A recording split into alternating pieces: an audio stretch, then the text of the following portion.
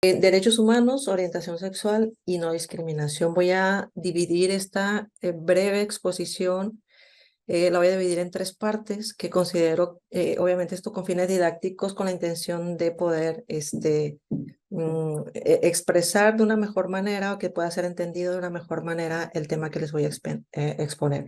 Primero voy a hacer una especie de introducción o de un marco conceptual.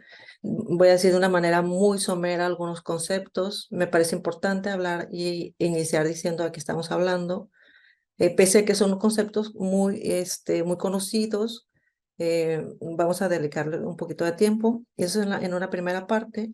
Después vamos a hablar, o voy a hablar más bien sobre el marco normativo. No voy a ahondar mucho tampoco en esto, porque voy a hablar o voy a referirme específicamente a la Constitución, que me parece que es lo más importante, algunas leyes y algunos tratados internacionales referentes a este tema. Y al final voy a cerrar, o como tercer tema, voy a presentarles algunas sentencias, vamos a revisar algunos criterios que ha establecido la Corte respecto a esto, al tema de la orientación sexual y la no discriminación de estos derechos humanos, ¿no? Entonces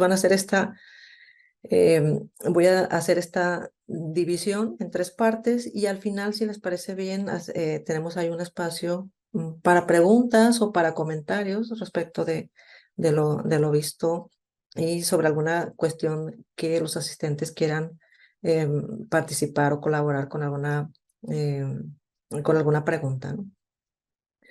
Entonces, empezamos con esto que les había dicho, ¿no? Que la primera parte es ver qué es esto, saber de qué estamos hablando cuando hablamos de la diversidad sexual. Creo que son estos tipos de conceptos que creemos que los tenemos muy claros cuando hablamos de diversidad sexual. Seguramente ustedes pensarán, yo ya lo sé o tengo una idea muy clara, pero no está de más tener un concepto más formal, ¿no?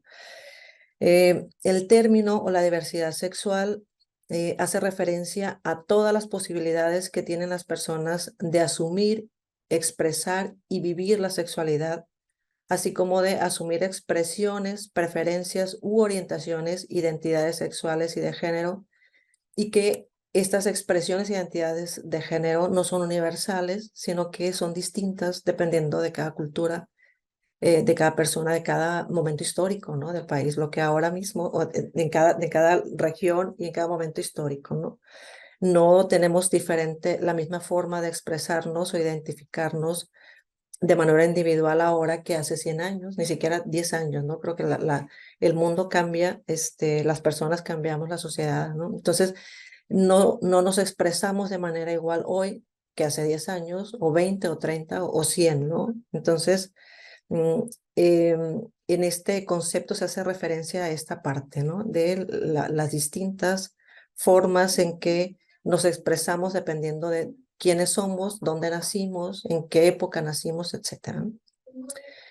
El reconocimiento de que todos los cuerpos, todas las sensaciones y todos los deseos tienen derecho a existir y manifestarse sin más límites que el respeto a los derechos de todas las personas. Y aquí quiero hacer un paréntesis.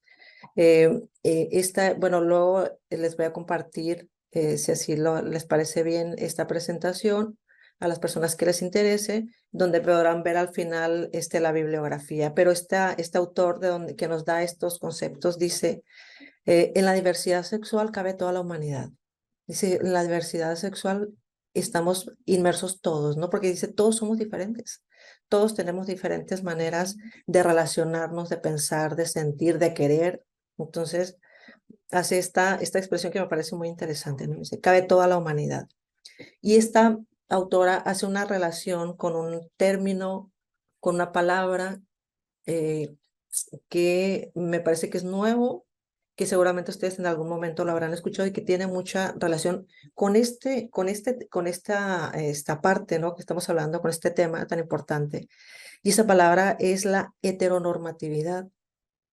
Seguramente ustedes la habrán escuchado y ella da un concepto respecto a esto. Dice, la heteronormatividad es un conjunto de normas relativas al género y a la sexualidad que privilegian la heterosexualidad, presentándolo como el estándar de lo normal eh, y dice, las normas se derivan de la concepción de que existen dos sexos que corresponden a dos géneros, al hombre y la mujer, y que se comportan y expresan de manera masculina y femenina respectivamente, y que se atraen de manera natural. Y luego dice, sin embargo, aquellos que no se comportan de acuerdo a esta lógica de que existen dos sexos, dos géneros y que se atraen de manera natural, aquellos que no encajan dentro de esta forma de vivir, dice, son marcados como los otros, son los no normales. Entonces, ahí está este concepto, ¿no? Heteronormatividad. La heterosexualidad es la norma y todo aquello que no está dentro de lo heterosexual, que no entra dentro, yo siempre digo como de este circulito, de esta cajita, eh, este, es considerado como alguien diferente. No son los heterosexuales y los otros, o son los otros y los heterosexuales. Entonces, está muy interesante este concepto porque nos ayuda a entender sobre todo, y aquí lo vamos a ver más adelante, ¿no? Pero vamos a regresar a este concepto de la heterosexualidad, porque ese considerar a la otra persona como el otro, el no normal, el yo soy normal, tiene o puede traer como consecuencias justamente de lo que estamos hablando el día de hoy. Te puede tener como consecuencias o como relación la discriminación o las violaciones de derechos humanos. Entonces, así se podría decir, continúa diciendo esta autora, que la heteronormatividad funciona como un sistema de promoción de la heterosexualidad y que necesariamente crea espacios de exclusión para aquellos que no se ajustan a este concepto, ¿no? Entonces, vamos a ver este otro concepto que es la orientación sexual, que tiene mucha relación con lo que habíamos comentado hace rato. La orientación sexual hace referencia a cómo las personas orientan su capacidad erótica, afectiva y emocional a personas del mismo sexo o hacia ambos sexos. Cuando se trata de dos personas que se identifican como hombres, la orientación se denomina homosexual. Cuando se trata de dos personas identificadas como mujeres, se les denomina a esas mujeres lesbianas. Y hay personas cuya orientación sexual es tanto hacia hombres como hacia mujeres y esas personas son bisexuales. Y aquí regreso un poquito, ¿no? Y le incluyo esta parte que les acaba de decir. Cuando hay una persona que es un hombre que se identifica o que se siente atraído sexual y emocionalmente hacia una mujer, se le llama heterosexualidad. Entonces, la orientación sexual se refiere a un patrón perdurable de atracciones emocionales, románticas y o sexuales hacia hombres, mujeres o ambos sexos. También se refiere al sentido de identidad de cada persona basada en dichas atracciones, las conductas relacionadas a la pertenencia a una comunidad que comparte a estas atracciones. Se ha demostrado que la orientación sexual varía desde la atracción exclusiva hacia otro sexo, que va hasta una orientación exclusiva a una persona del mismo sexo. Y bueno, vamos a pasar ahora un poco muy, muy breve, un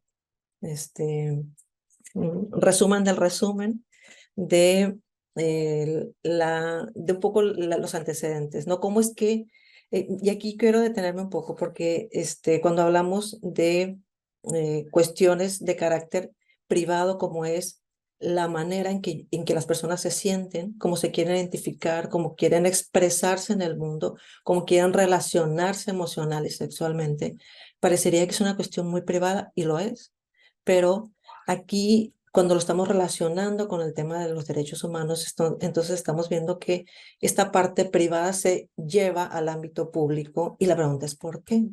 Tendría que permanecer ahí, ¿no? Porque tendría que entrar en este caso, cuando hablamos de derechos humanos, el Estado, las leyes, en este caso, ¿no? A querer regular una cosa que es absolutamente privada, ¿no? Entonces, cuando hablamos de temas, haciendo un resumen, ¿no? Tan de carácter privada como es el tema de las atracciones emocionales porque es que estamos hablando también de derechos humanos, ¿no? La razón, yo se los había dicho hace rato, ¿no? Cuando les decía la heteronormatividad, es que cuando vemos al otro, como el diferente a mí, como el que no está dentro de la norma, esto puede tener como consecuencias discriminación, rechazo, exclusión y en muchas ocasiones, y desgraciadamente lo vemos cada vez con más frecuencia, violencia. Entonces, eh, en algunas ocasiones no existe una aceptación social hacia otras formas de relacionarse que no sean las normales, y normales lo digo entre comillas, y eso genera reacciones de rechazo que en algunas ocasiones pueden manifestarse en forma de violencia física, psicológica, eh, etcétera, ¿no? De otros tipos. Entonces, ahora sí, vamos a esta parte que yo les decía del resumen respecto de cómo es que se ha incursionado esta parte privada, fue necesario llevarse, ¿no?, al ámbito público. Y bueno, aquí un poco de antecedente en las Naciones Unidas, que ha sido sede de luchas por la sexualidad desde la década de los 90 y específicamente en la conferencia de Beijing de 1995. Esto es uno de los antecedentes más remotos. Y la pregunta o lo que aquí se cuestionó es lo que ya dentro de los estados estaban y sobre todo grupos de personas que luchaban por estos derechos, personas que eran víctimas, ¿no?, de lo que yo les decía, ¿no?, del rechazo, la discriminación, violencia, etcétera. Eh, y los debates que tenían eran, ¿se deben de reconocer los derechos sexuales? Si son privados, ¿por qué? ¿Se debe incluir la orientación sexual en los instrumentos nacionales e internacionales, en las leyes? Y hasta antes de 1993, hace muy poco, los términos de sexualidad o sexual no estaban presentes en ningún tipo de instrumento internacional de derechos humanos, con excepción de la Convención de los Derechos del Niño, pero asociado a otro tema que no tenía eh, ningún tipo de relación con esto. Regularmente, la sexualidad ha estado relacionada con la reproducción y con los derechos de la mujer hacia su propio cuerpo, hacia la familia, hacia el número de hijos, al derecho al matrimonio, así como al libre desarrollo de la orientación sexual o libre determinación más bien de la orientación sexual. Pese a que desde el año de 1990 la Organización Mundial de la Salud excluyó la homosexualidad que estaba clasificada dentro de unas categorías que la patologizaban, estaba considerada como una enfermedad y en 1990 se saca de esa lista y luego la disputa en el ámbito del derecho tiene un trasfondo pues de esta, ¿no?, de normalizar o de ver como no una enfermedad la orientación sexual. La complejidad de este debate, estoy hablando de 1990, la complejidad de este debate estaba puesta sobre la criminalización de la sexualidad y ese es un tema que se sigue dando en la actualidad. Parecería increíble, pero aún hay algunos países en los que em, la homosexualidad es un delito. Algunos países que incluso pertenecen a la ONU. Eh, Hasta la década de los 90, la visibilización de grupos y personas interesados en el debate sobre los derechos sexuales fue creciendo. Se impulsó además términos que para nosotros son muy regulares, pero son muy recientes, ¿no? Como cuando se acuñaron estos términos. A partir de esa época se empezó a usar el término lesbiana, bisexual, gay, etcétera. Estas categorías sexuales que ahora las tenemos tan aprendidas son de muy reciente creación y son el resultado de las luchas de estas personas que vieron en los derechos sexuales, o más bien que pensaron en que era necesario considerar a los derechos sexuales como derechos humanos. Aparecieron categorías relacionadas a la diversidad de sexo y de género y se empezó a hablar de travestis, transexuales, intersexuales. Estos últimos establecieron las primeras organizaciones autónomas en varias regiones de México y del mundo en general. Y lo que ellos priorizaban era la necesidad de fíjense lo que en esos momentos, las preocupaciones que existían, ¿no? Poner fin a la violencia transfóbica, al abuso policial, al buscar tratamientos y prevención para el VIH, el SIDA, buscaban leyes de identidad de género que permitieran que las personas pudieran cambiar su nombre y su género y adaptarlo a su nueva identidad en sus documentos oficiales, ¿no? Mayor acceso a puestos de trabajo, a de educación, de asistencia sanitaria, etcétera. Entonces, en eso estaba el mundo, ¿no? Por lo menos esta parte eh, en la década de los 90, ¿no? Con estas luchas que ahora las vemos y nos parecen tan como si siempre hubieran existido, ¿no? Pero esto es el resultado de estas luchas, de estas personas, ¿no? La emancipación y el reconocimiento de las minorías sexuales ha tenido lugar en medio de discriminación, homofobia, violencia, pese a que el machismo y el conservadurismo religioso lentamente comienza a transformarse para dar lugar al crecimiento de estas minorías como sujetos de derechos, ¿no? Estas personas que yo les digo que lucharon, lo hicieron en medio de este clima, de este ambiente tan hostil, ¿no? En medio de discriminación, de homofobia, etcétera, ¿no? Entonces, después de esto, pudieron entender o se dieron cuenta que la vía o los cambios dentro de las leyes, la vía normativa, la vía del derecho, iba a ser muy necesaria para poder conseguir lo que ellos estaban buscando. Entonces, eh, finalmente, esto es esta parte, este concepto que tal vez sí puede ser, creo que sí puede ser nuevo para ustedes, porque no es muy, por lo menos para mí no es muy frecuente verlo, este, a menos obviamente, ¿no? En algún tipo de documento más especializado, que es la ciudadanía sexual. Este es un término que se ha estado desarrollando en la teoría para hacer una referencia. Ahorita les voy a explicar, les va a dar mucho sentido, cuando lean un poco más, ¿no? Sobre esto que es la ciudadanía sexual, es eh, dar este tipo de derechos a las personas adultas, estos derechos que tienen que ver obviamente con los derechos sexuales.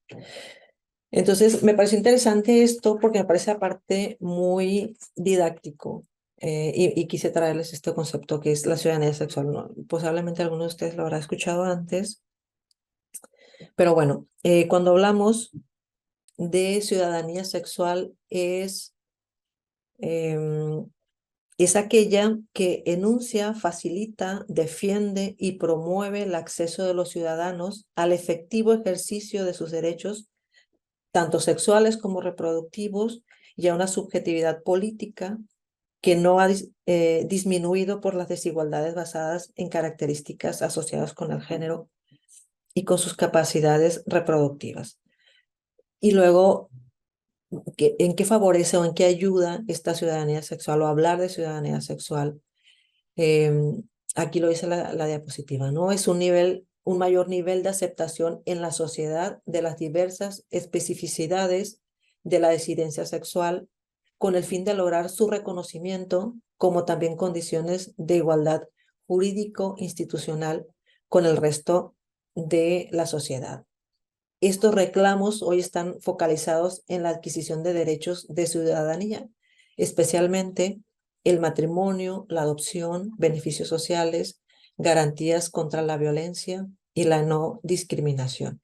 Cuando se habla de la garantía, más bien de los derechos de la ciudadanía, se está hablando específicamente de estos eh, que se mencionan al final de la diapositiva, ¿no?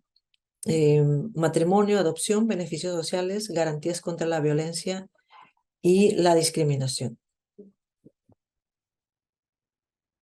En relación con la ciudadanía, de la ciudadanía con el Estado, en lo que hace a la garantía de los derechos, tiene una dimensión procedimental y simbólica.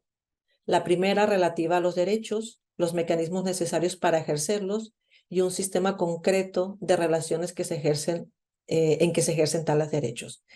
Y la segunda, que está relacionada con la idea, la segunda estamos hablando de la dimensión simbólica está relacionado con la idea de una pertenencia a la comunidad ciudadana y de manera general a la esfera sociocultural en su conjunto.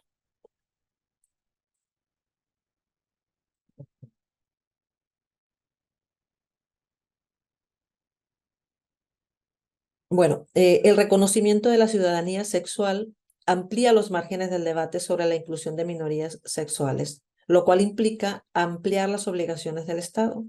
Los incentivos que de los estados para la inclusión de las minorías sexuales no han sido suficientes desde el inicio del debate ya hace casi más de 20 años. Por ello, nos atrevemos a argumentar, dice esta autora, que la inclusión de las minorías requiere repensar el Estado e implica revisar las bases culturales que la sustentan.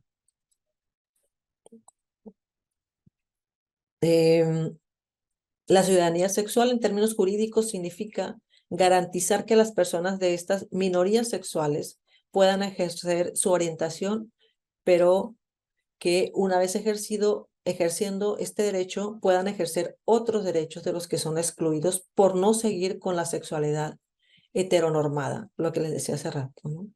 La predominancia de la sexualidad heteronormativa y el rechazo a la diversidad sexual caracteriza las interacciones de muchos espacios de la vida, debilitando, como señalamos antes, espacios de solidaridad de las minorías y entre estas. Con la construcción simbólica de la ciudadanía se encuentra estrechamente vinculada con las nociones de nación, de identidad nacional, de cultura política, de espacio público, de vinculación que posibilita entender los criterios básicos del padrón de exclusión en que se concentran, o en que se concretan. Y bueno, creo que eh, traté este tema que me parece tan interesante de la ciudadanía sexual de una manera muy general. Se ha escrito mucho sobre esto dentro de la teoría, porque tiene mucha relación también con el ámbito jurídico, porque hablar de ciudadanía obviamente también nos estamos refiriendo a la ciudadanía que tenemos eh, las personas, ¿no? Que cumplimos con los requisitos obviamente legales, pero también nos habla de una ciudadanía sexual. Y yo la entiendo también de esta manera como una especie de madurez para entender y para aceptar a las otras personas, ¿no? Es esto que mencionó esta autora, ¿no? La predominancia de la sexualidad heteronormativa. Parece que esta ciudadanía nos hace entender que son personas que tienen todos los derechos, que no es que, y eso me pasa en algunas ocasiones con algunos alumnos, ¿no? Que me dicen, es que a las mujeres ya les hemos dado todos los derechos, o a las personas de esta comunidad les hemos dado todos los derechos. Y yo les digo, pues es que no es que una dádiva, ¿no? No es que nos los han regalado, ¿no? Son nosotras, todas las personas tenemos, todas, ¿no? Los mismos derechos. Entonces, cuando hablamos sobre derechos de las mujeres o derechos de la comunidad LGBTI, estamos hablando de los mismos que el resto de las personas, pero que por ser en algunas ocasiones grupos vulnerables, es necesario crear unos derechos adicionales que les protejan esa parte, ¿no? De la vulnerabilidad que los hace vulnerables, que es obviamente la discriminación, la violencia, la exclusión, etcétera, ¿no? Entonces, aquí les voy a mencionar esta parte de la garantía de los derechos humanos de las minorías sexuales y que debe de ser pensada en base a tres asuntos claves. Pero antes, comentarles que la base cultural del Estado, que incluye a las minorías sexuales, es una triada de personas que tienen derecho a los derechos, que tienen otras obligaciones y que otras personas tienen la obligación de protegerlos, y que la protección de las reivindicaciones de los derechos y su aplicación debe ser por unos órganos legales y establecidos. Entonces, la garantía plena de los derechos humanos de las minorías sexuales deben de estar pensadas en estos tres asuntos claves.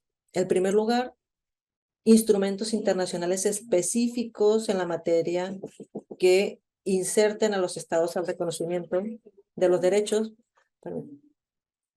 Eh, bueno, aquí tuve una pequeña interrupción, una disculpa. Bueno, retomando. La plena garantía de los derechos humanos de las minorías sexuales debe estar pensada a través de tres asuntos claves. La primera, en instrumentos internacionales específicos en la materia que insten a los estados al reconocimiento de los derechos sexuales. La segunda, modelos democráticos y de representación que garanticen la expresión y el ejercicio de la ciudadanía sexual. Este ejercicio contribuye a la creación de espacios públicos abiertos a la existencia y a la expresión de la diversidad sexual, a la adecuada representación en el debate deliberativo de la diversidad sexual y, en tercer lugar, la inclusión de las minorías sexuales, lejos de ser un debate sobre los ámbitos públicos y privados, es una reflexión sobre el tipo de Estado y de sociedad que deseamos construir. Y bueno, aquí voy ahora sí a entrar un poco en el ámbito normativo, donde y qué dice la norma, la ley, respecto a este tema específico, ¿no? De el derecho a la no discriminación y el derecho y todo lo que tiene que ver con las identidades sexuales. Y bueno, yo creo que nos tendremos que ir al primer documento, no al primero, ¿no? Pero yo creo que considero como el documento base, ¿no? Yo en algunas ocasiones les digo a algunos de mis alumnos, la Declaración Universal de los Derechos Humanos es una especie de raíz o de cimiento, ¿no? Sobre lo que se construyó después, todo lo que hemos construido, si hay una casa, un árbol que nos da, haciendo una analogía obviamente, ¿no? Que nos da una idea o que nos da bases referentes a los derechos humanos, tenemos que pensar obviamente como primer documento a la Declaración Universal de los Derechos Humanos, que es cierto que hay muchos, que hay más, ¿no? Pero eh, me parece que este es uno de los más importantes. Y en la Declaración Universal de los Derechos Humanos, lo decía el juez cuando nos dio la bienvenida, hablaba sobre, creo que es la parte del preámbulo de la Declaración Universal de los Derechos Humanos, que es una parte muy interesante, que dice todas las personas somos iguales y libres en dignidad y derechos, etcétera, ¿no? Entonces está este concepto de la igualdad, eh, que está muy relacionado con el tema de la no discriminación, es que antes de que empiece, ¿no? La Declaración Universal de los Derechos Humanos está en el preámbulo, empieza, ¿no? La declaración con eso, así, este, eh, así de importante es, ¿no? Entonces, la Declaración de los Derechos Humanos, la Declaración Universal de los Derechos Humanos establece la igualdad de los derechos entre todos los seres humanos y luego dice, ¿no? De ahí algunas, dice algo más respecto a esto, ¿no? Dice, sin importar raza, color, sexo, idioma o cualquier otra condición, lo cual ha sido retomado por gran parte de las naciones y en particular por México. Eso estamos hablando de un tratado internacional perteneciente a este sistema universal de derechos humanos, pero también dentro del sistema regional están documentos que protegen o que hablan respecto de la no discriminación, que hacen referencia, ¿no? Y en el sistema interamericano, también específicamente en la Convención Americana sobre Derechos Humanos, eh, se reafirma, ¿no? Este derecho que tenemos todas las personas a no ser discriminados, a ser el derecho a la igualdad, ¿no? A ser tratados de manera igual. Dentro del sistema interamericano se reafirma el principio de la no discriminación, que exige que los derechos humanos se apliquen por igual a todos los seres humanos y independientemente de su orientación sexual, de su identidad de género, y ha llamado a todos los estados y mecanismos internacionales relevantes de derechos humanos a que se comprometan con la promoción y la protección de los derechos humanos de todas las personas, independientemente de su orientación sexual e identidad de género. Entonces, quise traer solamente estos dos tratados internacionales que me parecen muy importantes, pero hay más, ¿no? Dentro del sistema universal y dentro del regional. Em, y bueno, tendríamos que irnos acá al ámbito nacional y no hay que irnos, pues no tenemos que buscarle mucho. En el ámbito nacional está la Constitución, la Carta Magna y el artículo primero inicia con esto, ¿no? Dice, en los Estados Unidos mexicanos, todas las personas gozarán de los derechos humanos reconocidos en esta Constitución y en los tratados internacionales en que el Estado mexicano sea parte. Y luego dice, y queda prohibida toda discriminación motivada por género, condición de salud, preferencias sexuales, estado civil o cualquier otra que atente contra la dignidad humana y tenga por objeto anular o menoscabar los derechos y libertades de las personas. Eso es en el artículo primero constitucional y posteriormente, también relacionado con este tema, el artículo cuarto de la Constitución nos dice que se establece, ¿no?, el derecho que tenemos todas las personas a la salud. En la atención a la salud debe ser integral, de acuerdo con las necesidades específicas de cada población, y que la orientación sexual no heterosexual y la identidad de género no deben ser consideradas patologías, ni deben hacerse esfuerzos para modificar la orientación sexual o la identidad de género de las personas. Entonces, esto respecto a la Constitución. Y luego, posteriormente, también hay otras leyes. Específicamente, esta me pareció muy interesante, pues porque trata sobre precisamente el tema, ¿no? Está la Ley Federal para prevenir y eliminar la discriminación. Y solamente me voy a hacer o voy a referirme a un artículo donde se da un concepto muy, muy amplio y muy completo respecto de lo que es la discriminación. Y dice, se entenderá por discriminación toda distinción, exclusión, restricción o preferencia que, por acción u omisión, tenga por objeto o resultado obstaculizar, restringir, impedir el goce o ejercicio de los derechos humanos y libertades cuando se base en sexo, en género, en preferencias sexuales, en estado civil, en situación familiar. También se entenderá como discriminación la homofobia, la misoginia y otras formas conexas de intolerancia. Entonces, eh, existen más normas, ¿no? Creo que no da el espacio, ¿no?, el tiempo para hablar sobre todo, y creo que ni siquiera tampoco tendría tanto sentido revisar de manera exhaustiva tanto cuando tenemos acá nada menos, ¿no?, que la Convención, que la Constitución, en sus primeros artículos y entrando de manera muy clara estableciendo este derecho que tenemos todas las personas, ¿no?, a la no discriminación.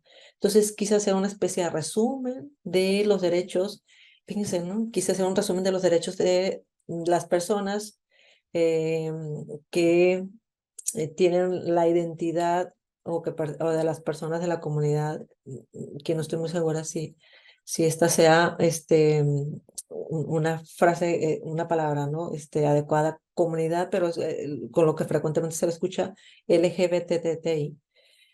Quise hacer un listado con los derechos humanos, pero regresó a lo que ustedes les había dicho hace rato. Esas personas tienen los mismos derechos que tenemos todos, pero hay que reconocerles este carácter de grupo vulnerable que requiere ciertos derechos que los proteja precisamente por esa vulnerabilidad. Entonces, les comparto estas. Derechos humanos de las personas. Creo que la comunidad no me gusta tanto la palabra. Vamos a usar derechos humanos de las personas LGBTIQ.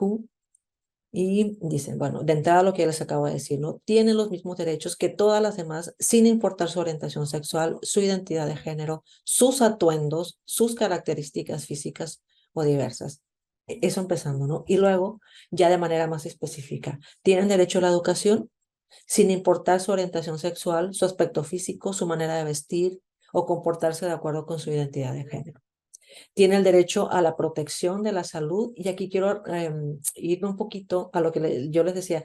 En esta parte es importante la protección a la salud respecto a algún tipo de necesidades específicas que puedan tener estas personas, ¿no? Les había dicho que en los años 90 hubo activismo para conseguir estos derechos sexuales y que entre las cosas que pedían eran precisamente, ¿no? El derecho a la salud.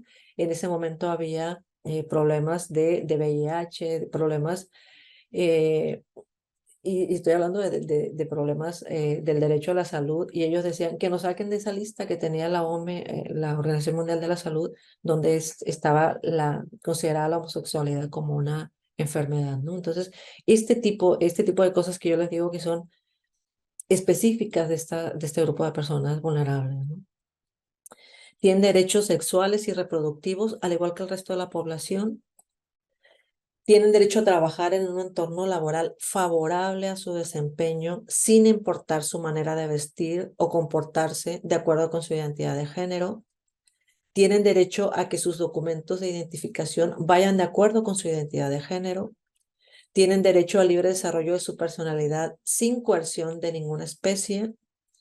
Tienen derecho al matrimonio sin que exista ningún tipo de restricción respecto a su sexo o género de sus parejas. Tienen derecho a la adopción de menores, sin importar su sexo, su identidad de género o su orientación sexual.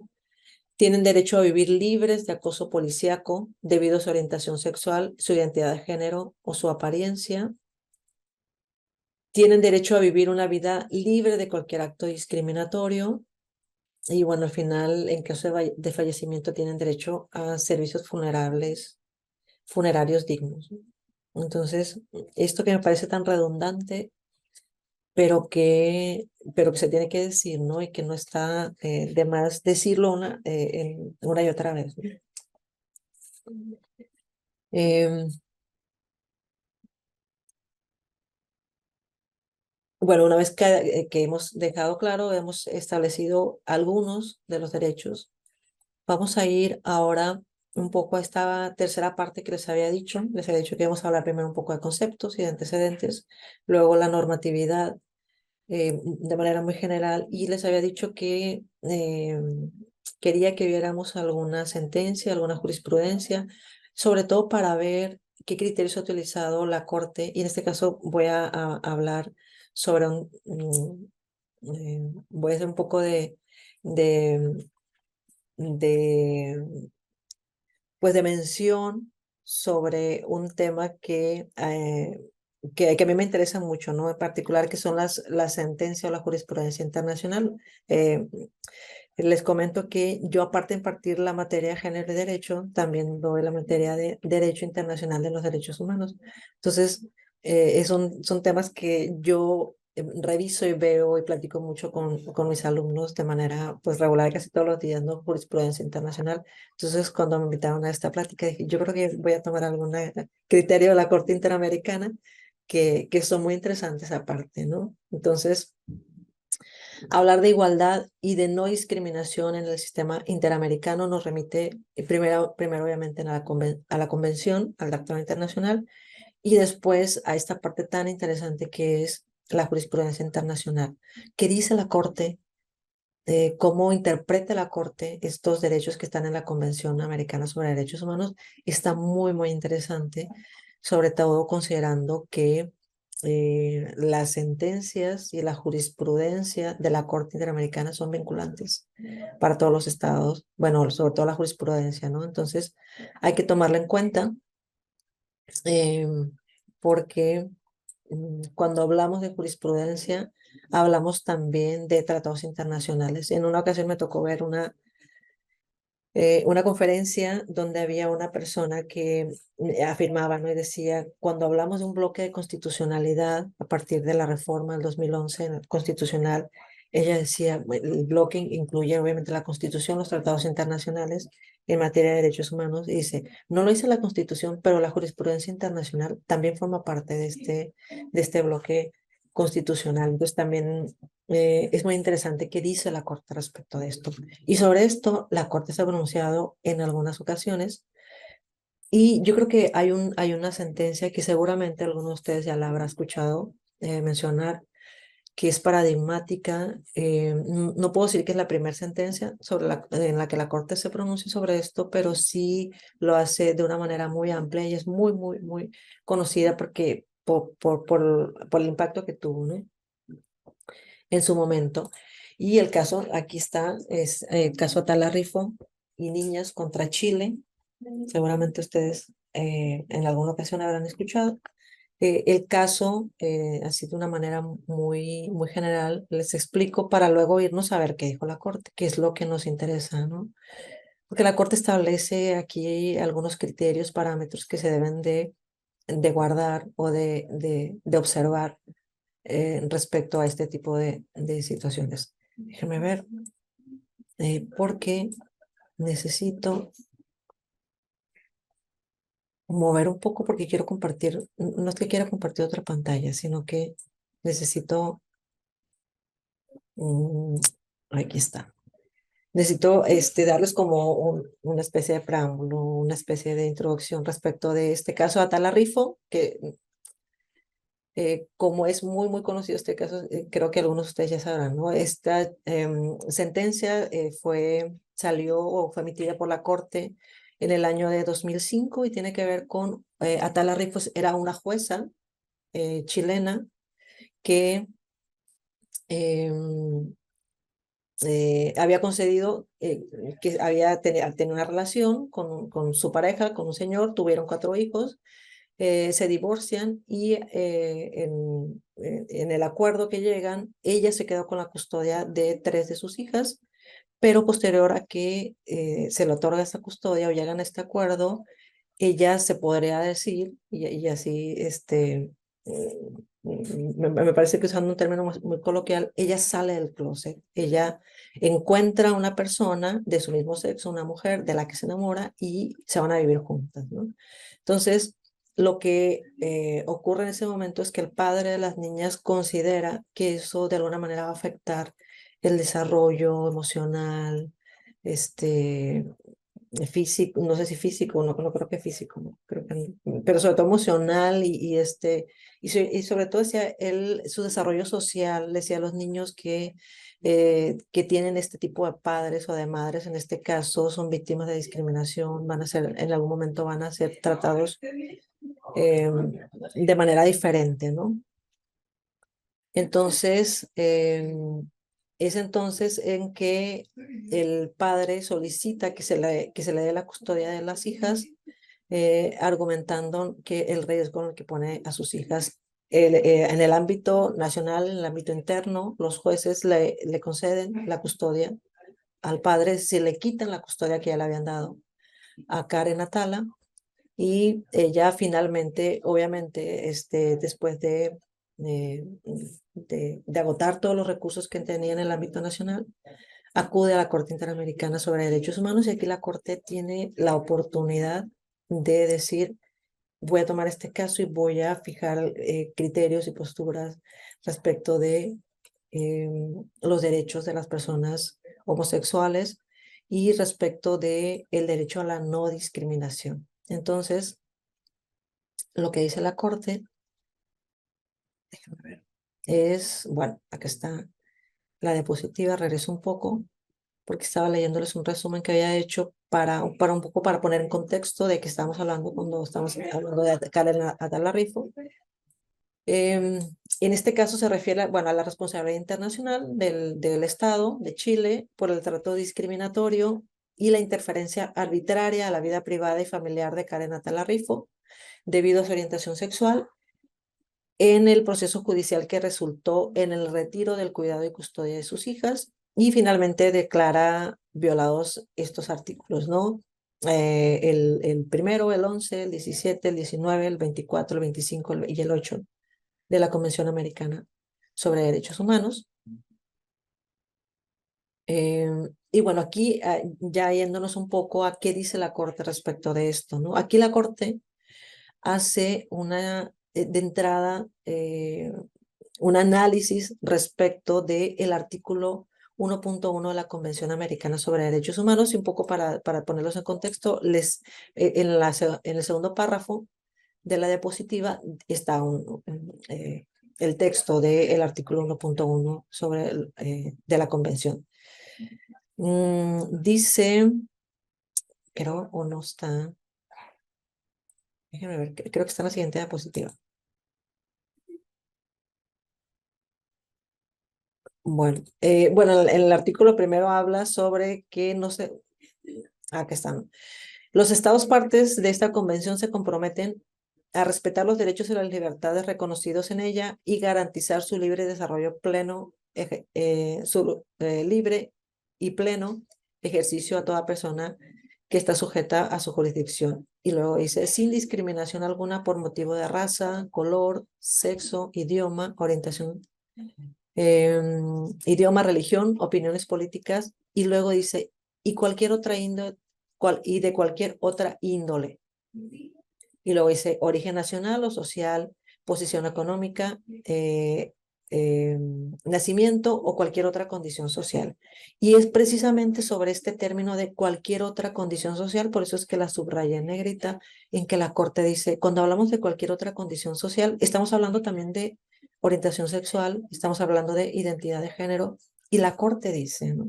Cuando ustedes a los estados, sobre todo los estados que han firmado y se han comprometido internacionalmente al firmar la convención, eh, les ha dicho, les ha explicado qué significa esto, ¿no? En una jurisprudencia les dice, cualquier otra condición social se tiene que interpretar de esta manera, ¿no? Entonces, al interpretar la expresión cualquier otra condición social del artículo 1.1 de la Convención, debe siempre elegirse la alternativa más favorable para la tutela de los derechos protegidos por el Tratado Internacional, según el principio de la norma más favorable al ser humano.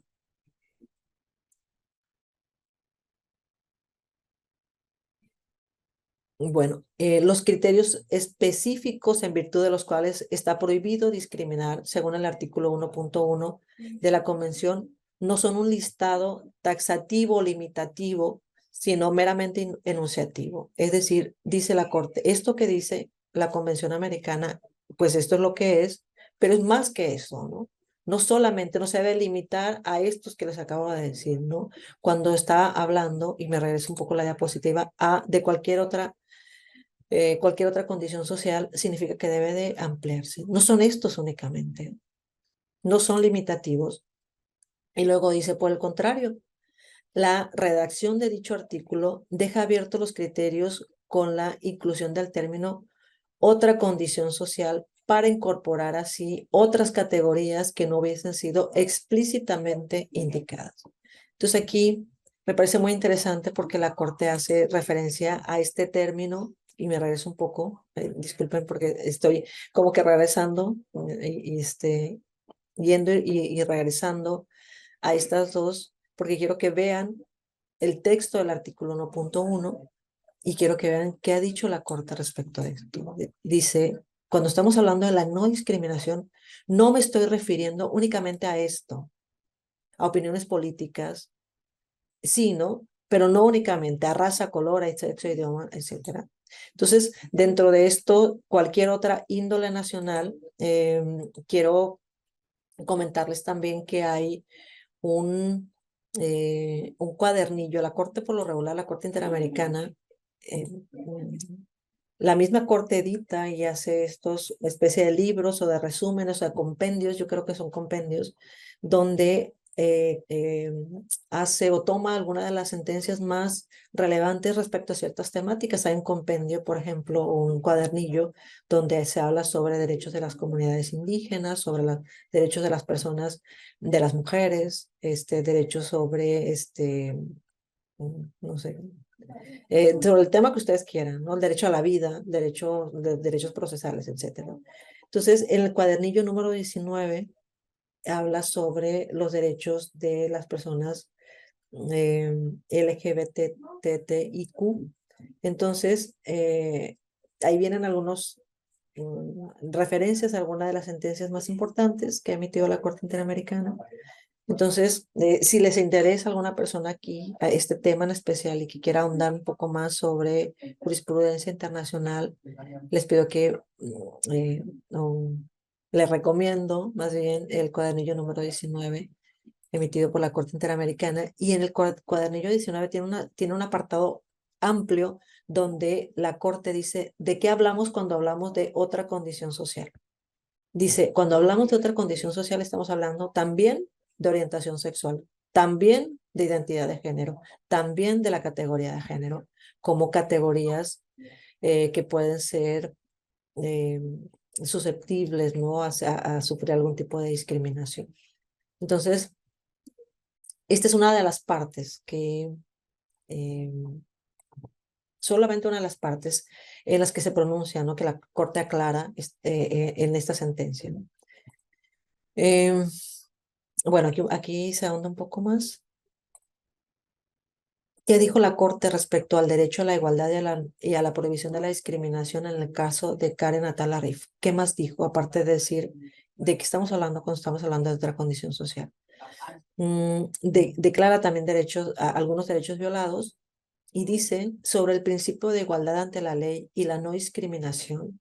La Corte ha señalado, bueno, esto dice el cuadernillo, la Corte ha señalado que la noción de igualdad se desprende directamente de la unidad de la naturaleza del género humano y es inseparable de la dignidad esencial de la persona, frente a la cual es incompatible toda situación que por considerar superior a un determinado grupo conduzca a tratarlo con privilegio o que a la inversa, por considerarlo inferior, lo trate con hostilidad o de cualquier forma lo discrimine del goce de sus derechos, que sí se reconoce a quienes se consideran incursos en tal situación. Y regresamos, yo les había dicho cuando pensamos que el tema de la heterosexualidad o la heteronormatividad lo íbamos a estar haciendo este tipo de referencia a lo largo de esta plática, ¿no? Regresamos a esto, la Corte dice, no es posible tener este tipo de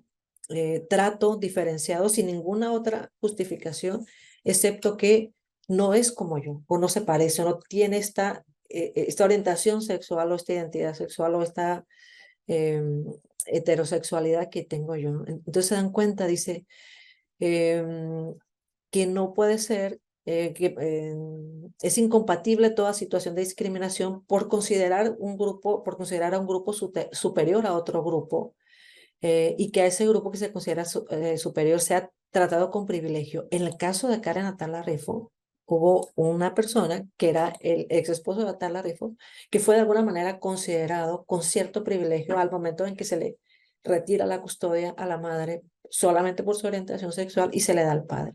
Aquí había una distinción, aquí había esta jerarquía y la jerarquía la estaba dando la orientación sexual. Uno era heterosexual y la otra no. Entonces, eh, en este caso, eh, también se puede utilizar a la inversa, ¿no? A la inversa dice que considerar inferior a la que considerarlo inferior lo trate con hostilidad o de cualquier forma le discrimine el goce de sus derechos, que sí se reconoce en quienes no son se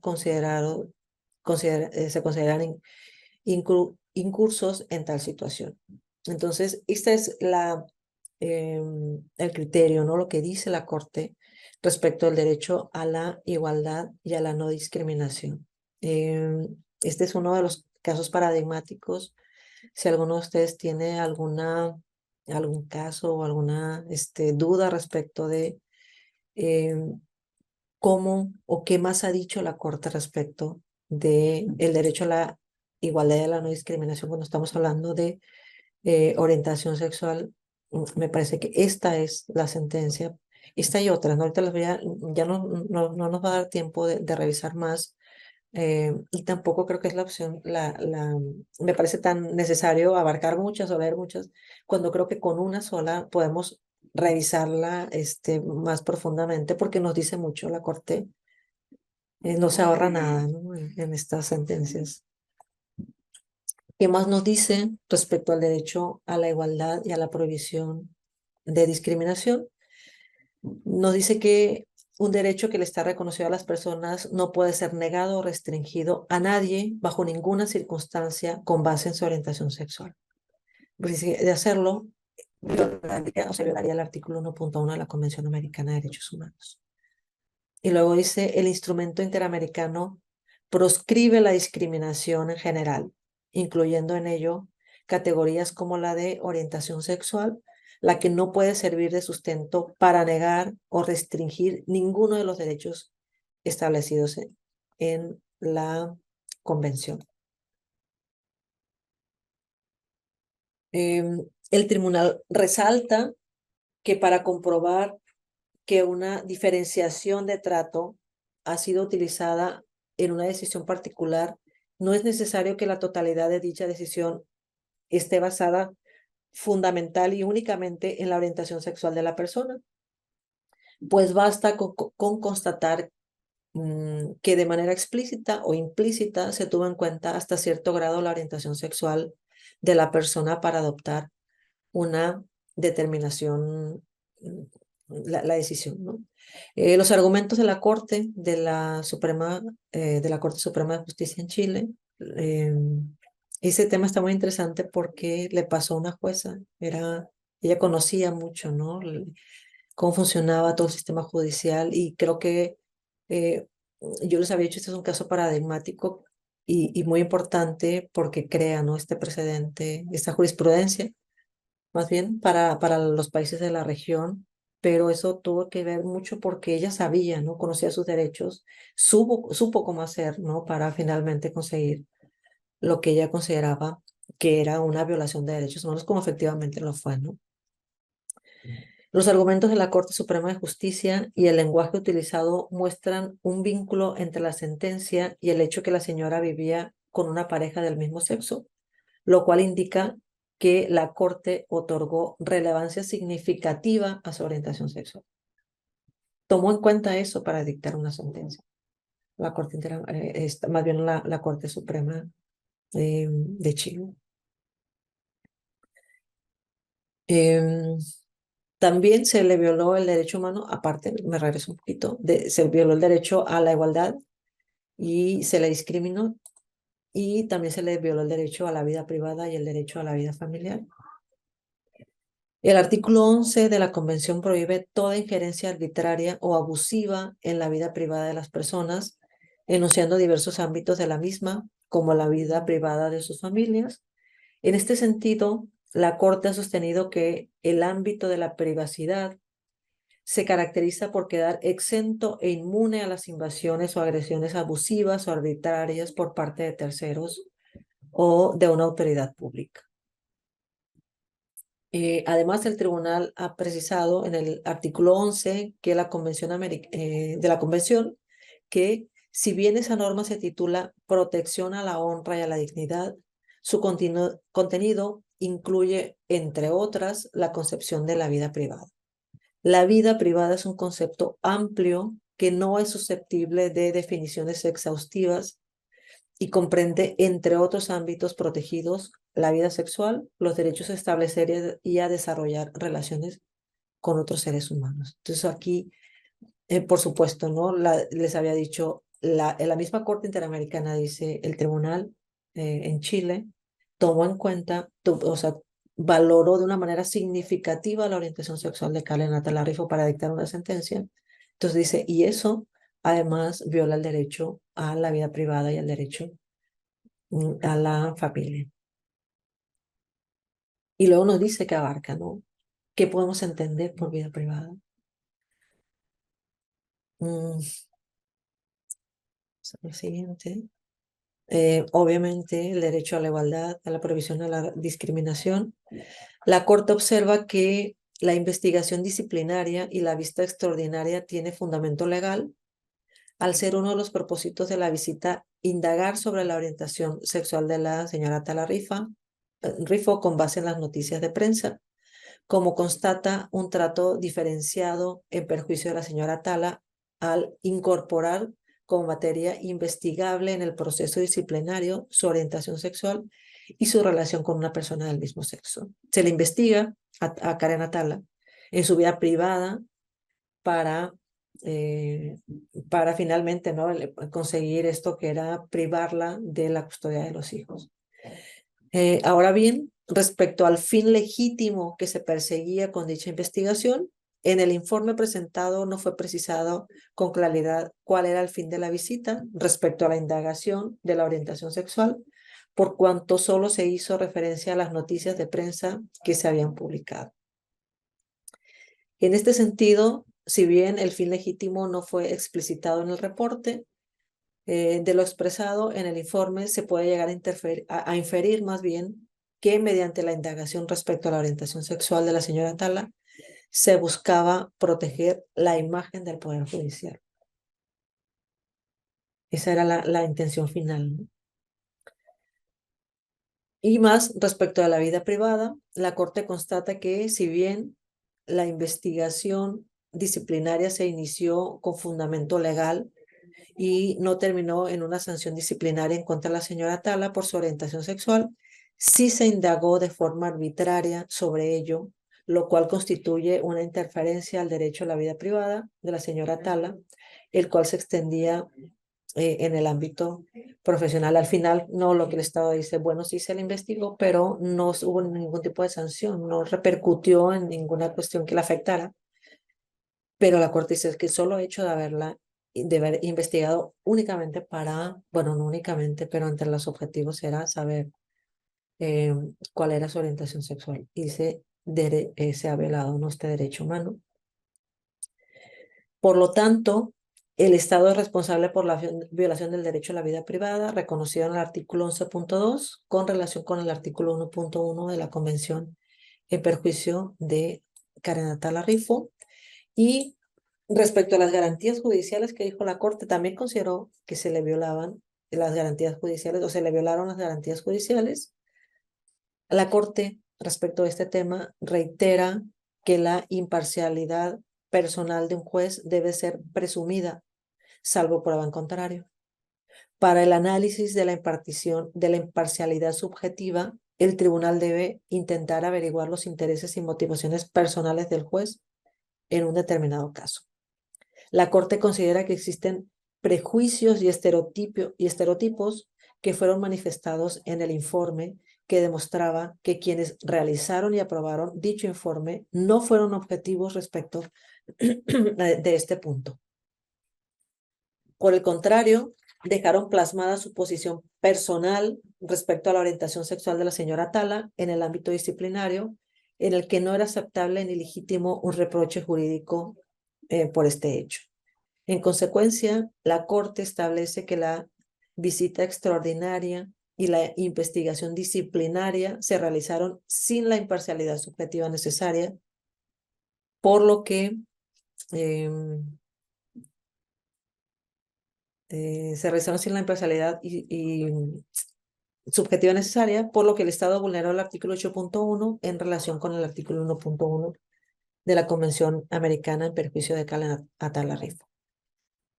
Entonces, este es, en términos, o sea, muy resumido, hay más derechos que la Corte considera que fueron violados. Yo quise destacar esta parte, o los derechos, principalmente la violación al derecho a la vida privada y a la no discriminación, y el derecho a la igualdad, que me parece que es el tema que nos interesa en este momento, en esta reunión, en esta conferencia. Entonces aquí hay esta interpretación respecto de la Convención Americana que la Corte hace y que queda ahí como un precedente, como una jurisprudencia respecto de cómo es que se deben de atender en el ámbito jurídico los temas de discriminaciones a las personas LGBTIQ. Entonces, bueno, quiero también, en vista de que nos queda un poquito de tiempo, yo pensé que lo íbamos a agotar, pero tengo también por acá un caso, lo voy a mencionar únicamente muy rapidito para que tengamos un tiempo para platicar. Un caso muy interesante que también es paradigmático, que llega a la Corte Interamericana de los Derechos Humanos, que es el caso Duque contra Colombia. No sé si también alguno de ustedes lo habrá escuchado, es parecido, pero aquí tiene que ver con un caso de un señor que estaba casado, vivía en unión libre, no estaba casado, con otro señor. se muere la pareja del señor Duque y él no tiene ningún tipo de derecho a, a una pensión, ¿no? Que es uno de las, también uno de los nuevos temas, ¿no? Que se están abordando ahora en el ámbito jurídico. Este caso se relaciona con la supuesta responsabilidad internacional de Colombia por la alegada exclusión del señor Duque de la posibilidad de obtener una pensión de sobrevivencia tras la muerte de su pareja, supuestamente en base de que se trataba de una pareja del mismo sexo. Eh, la presunta víctima, el señor Duque, dice que ha sido víctima de discriminación con base en su orientación sexual, en razón de que, aunque el fin invocado consistente en la protección de la familia era legítimo en abstracto, la alegada diferencia de trato no puede ser considerada idónea porque el concepto de familia referida por el Estado sería limitativo o limitado y estereotipado. Entonces, eso es lo que alega, ¿no? Y luego dice, se excluye supuestamente de manera arbitraria otras formas diversas de familia como las formadas por parejas del mismo sexo. Adicionalmente, el Estado no había proveído a la presunta víctima un recurso efectivo, aparte, ¿no? No tenía esta persona un recurso efectivo frente a esta violación, esta supuesta violación que él consideraba, ¿no? De derechos humanos, y que por el contrario las autoridades judiciales que conocieron del caso habrían perpetuado sus decisiones, con sus decisiones los prejuicios y estigmatizaciones de las personas y parejas del mismo sexo. Entonces, también, ¿qué dijo la Corte en este caso respecto al derecho a la igualdad y a la no discriminación? La verdad es que los estaba hace algunos días para preparar esta exposición, los estaba leyendo. Los criterios de la Corte son muy parecidos, son casi iguales. Entonces dije, yo creo que no tiene sentido porque voy a repetir, pero es exactamente, ¿no? ¿De qué hablamos cuando hablamos de otros conceptos, ¿no? Otros estados mm, que, mm, y qué ha dicho la Corte, ¿no? Respecto a la discriminación de estas personas, de las personas em, em, de la comunidad LGBTIQ, que la verdad es que como que me enredo, se me saca casi como un trabalengua, entonces me tengo que detener un poco para mencionarlo de una manera correcta. Les pido una disculpa si no lo digo de manera completa. Pero bueno, ¿qué ha dicho la Corte? Respecto a este caso específicamente, el caso Duque contra Colombia, em, la Corte, y les voy a leer parte de la sentencia, ¿no? La Corte recuerda que el Estado ha mencionado en en los escritos iniciales que reconoce que existió un hecho ilícito internacional continuando durante al menos un periodo extenso del tiempo, mientras estuvieron vigentes las disposiciones que no permitían el reconocimiento y el pago de las personas del mismo sexo, y que finalmente la Corte Interamericana también considera que esto es violatorio de derechos humanos, específicamente del derecho a la igualdad. Y bueno, en general Dale. los criterios son muy parecidos. ¿Qué, Mm, qué ofensa fue esa? por aquí yo creo que hay una persona que tiene encendido el micrófono. Sí, listo.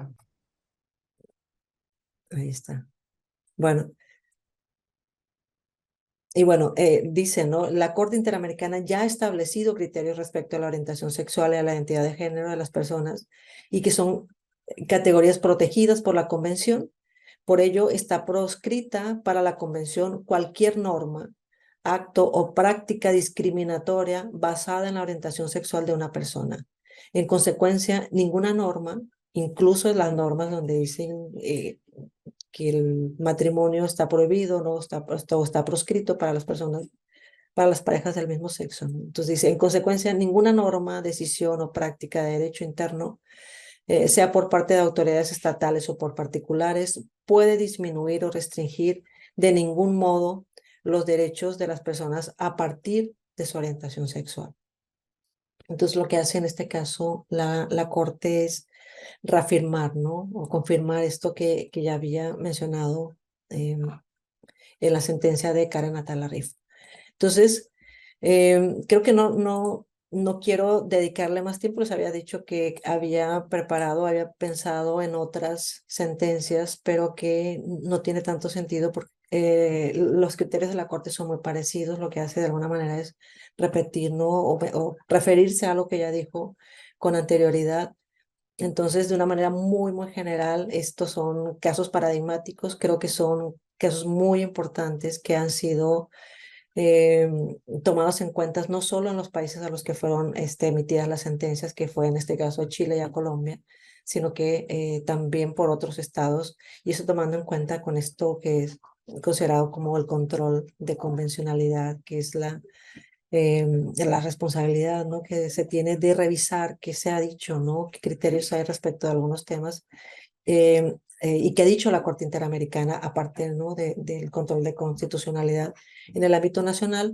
Sin embargo, considero que cuando se trata de estos temas que son tan delicados, que afectan de una manera tan, tan impactante o tan fuerte a ciertas comunidades que son consideradas eh, pues especialmente susceptibles de sufrir este tipo de situaciones, ¿no? Y no quise traer cifras respecto de la magnitud del problema que existe, ¿no? De violencia que existe en contra de las personas de este tipo de personas, ¿no? Pero lo cierto es que es algo muy frecuente, ¿no? Escuchar noticieros, escuchar eh, mm, incluso dentro de nuestro propio ámbito, a este tipo de historias, de narrativas, de experiencias, ¿no? Que dicen que es un hecho, ¿no? Que existe discriminación y mucha en México. Creo que ha habido apertura, por fortuna, gracias a esto, ¿no? Gracias a que está, a este tipo de acciones, ¿no? Como la Corte que finalmente dice estos derechos tienen que ser reconocidos por los estados y garantizados también. Entonces, yo hasta acá concluyo con mi participación. Espero que les haya parecido muy interesante. Es un tema muy interesante. Les dejé por ahí algunos tips de un cuadernillo, el número 19. Les comparto si quieren la bibliografía que utilicé para estas diapositivas. Revisen si les interesa el caso. Yo siempre digo en tono así como de, eh, como de gracia y no tanto, ¿no? Que el caso de Karen Natala Rifo no tiene desperdicio, ¿no? Está muy interesante y la Corte se pronuncia sobre temas y es muy contundente respecto a este tipo de situaciones. Entonces, doy por concluido y quedo acá a la escucha por si alguien tiene algún comentario o alguna pregunta que hacer. Muchísimas gracias, maestra. Agradecemos su brillante exposición y si alguien tiene alguna pregunta, una duda, si existe un comentario, momento para realizarlo. Tenemos una pregunta en chat, voy a darle lectura. Y la pregunta dice, ¿a qué se debe que entre más protección se plasme en la ley se sigan dando tantas violaciones a derechos humanos? ¿Es una resistencia normal a los cambios de paradigmas, perdón? Sí, es verdad. Y bueno, ustedes saben, les comenté hace rato que yo soy maestra y es algo que frecuentemente me preguntan mis alumnos, me dicen, pero es que toda la ley está muy bonita, todo está muy bien hecho, hay mucha jurisprudencia, mucha ley, la Constitución, ¿por qué todavía se sigue presentando este tipo de situaciones? Y la verdad es que em, yo creo que son situaciones culturales tan arraigadas que en ocasiones ni siquiera nos damos cuenta. Yo siempre les digo a mis alumnos, revisen ustedes mismos, hagan un análisis interno, qué tan discriminatorios son en este tema especialmente, porque en ocasiones es la inercia, ¿no? Es la cultura la que nos deja, la que nos hace hacer chistes sobre este tipo de cuestiones, ¿no? Burlarnos o hacer algún tipo de práctica que puede ser considerada como discriminatoria y que en ocasiones ni siquiera somos conscientes. Es la inercia cultural. Yo creo que se tiene que empezar tenemos que empezar nosotros mismos, ¿no? Yo creo que empezar por una autoconciencia de si en verdad nosotros somos respetuosos de este tipo de cuestiones, ¿no? Y después revisarlas, ¿no? En los demás y decirle, yo de esto no me río, a mí esto no me parece gracioso, esto duele, esto lastima, esto daña a otras personas o a mí misma, ¿no? O a mí mismo, ¿no? Entonces, creo que hacer este tipo de autoconciencia es una forma también de empezar a cambiar estos patrones culturales que nos tienen en la inercia, ¿no? De no pensar, de no ser conscientes, ¿no? Creo que aparte del ámbito jurídico tendría que haber otro tipo de... es que lo he pensado y no encuentro, ¿no? Como una solución, pero también tendría que haber un tipo de paradigma de cambio cultural, de que seamos más conscientes de educación, de civismo, de, de cambiar esto. No creo que sea imposible. Esto no nacimos con esto, no nacimos siendo así, ¿no? Sino que es parte de esta inercia, pues esto, ¿no? Cultural que nos lleva a no darnos cuenta cuando estamos haciendo algún acto discriminatorio y que, y que no nos parece importante. No pensamos en el otro, creo. Le voy a hacer el uso de la voz al juez Arcadio Chacón Zavala para que haga lectura del reconocimiento que con mucho cariño le entregamos por parte del Poder Judicial. Adelante, juez. Gracias, maestra. Creo que ahí, ahorita, ya está en pantalla. Bueno, vamos a darle lectura al reconocimiento que se le entrega a la maestra Laura Sánchez por su excelente exposición. Realmente nos dejó claras algunas dudas y amplió varios temas que necesitábamos nosotros, porque obviamente es necesario entender la orientación sexual antes de poder juzgar con perspectiva de género. Entonces, vamos a dar lectura. El Poder Judicial del Estado de Baja California, a través del Consejo de la Judicatura del Estado y del Instituto de la Judicatura, otorga el presente reconocimiento a la maestra Laura Sánchez González por su valiosa participación como expositora en la conferencia Derechos Humanos, Orientación Sexual y No Discriminación, realizada a través de la plataforma Zoom el día de hoy, 29 de noviembre del presente año. Es firmado por magistrado Alejandro Isaac Fragoso López, magistrado presidente del Tribunal Superior de Justicia y del Consejo de la Judicatura del Estado, maestra Cecilia Razo Velázquez, presidenta de la Comisión Académica del Consejo de la Judicatura del Estado, y por el maestro David de la Rosa Anaya, director del Instituto de la Judicatura del Estado. Y pues nuevamente un gran agradecimiento a maestra por esta conferencia, esta exposición excelente, y también muchas gracias a todos por su presencia, a todos los que se conectaron y por participar en estos eventos organizados por el Consejo de la Judicatura del Estado por conducto del Instituto de la Judicatura.